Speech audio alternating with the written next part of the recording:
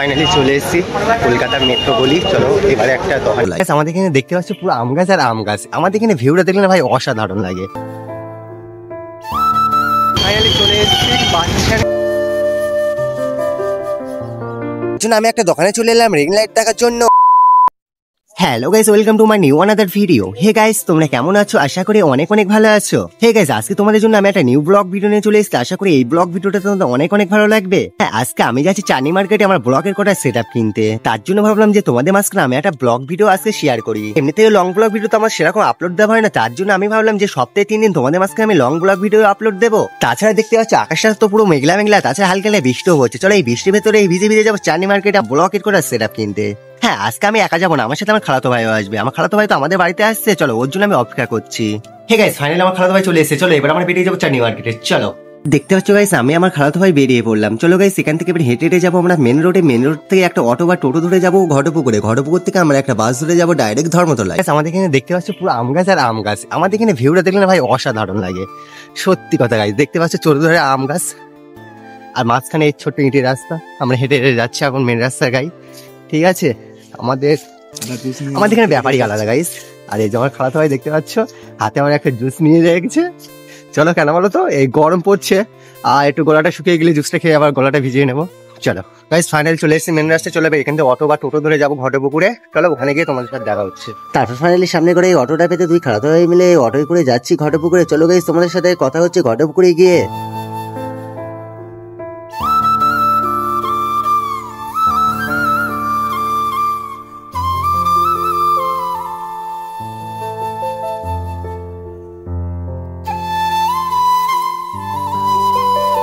Guys finally চলে এসেছি বাস স্ট্যান্ডে।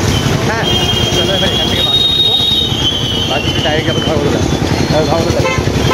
চলো এরপরে একটা বাসে উঠে গেলাম। বাসে তো প্রচুর পরিমাণে ভিড় ছিল, তার জন্য আমাদের পেছনের সিটে বসতে হলো। চলো গাইস, আমাদের সুন্দর ভিউ দেখতে দেখতে ধর্মতলা যাই। চলো গাইস, তোমাদের সাথে দেখা হচ্ছে ধর্মতলায় গিয়ে।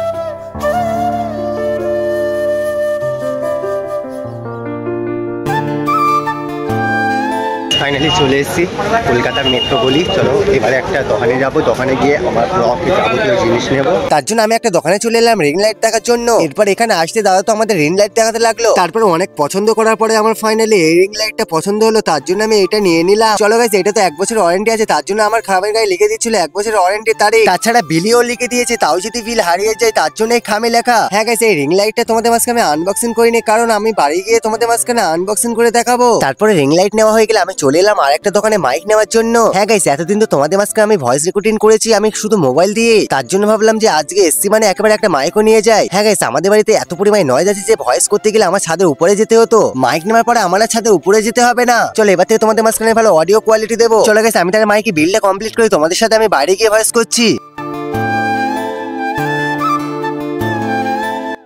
গাইস ফাইনালি নেওয়া হয়ে গেল রিং লাইট, এবার বাড়ি যাবো।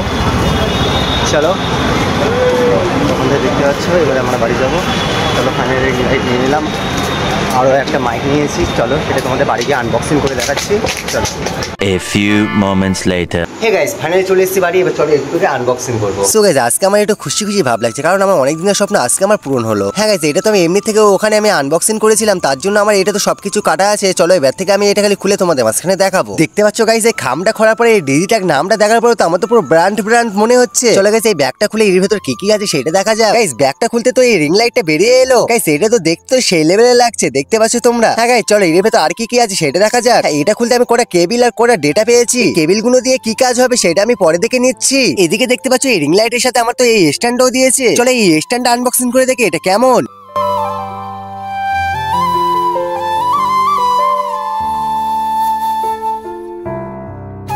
সত্যি কথা বলতে গাইস, এই স্ট্যান্ডটা খুবই খুবই সুন্দর। চলো এই স্ট্যান্ডে এবার রিং লাইটটা ফিট করে দেখি কেমন লাগে।